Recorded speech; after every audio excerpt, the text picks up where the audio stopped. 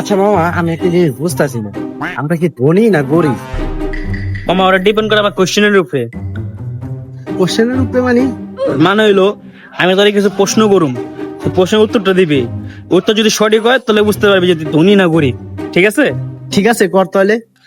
প্রশ্ন হলো তোর, তুই যখন মার্কেটে যাস ফলমূল কিনতে, তোর আপেল কিনতে গেলি, আর বেলা তুই কিনা আনার পর বাসায় যায় ধুইয়া তারপর খাস।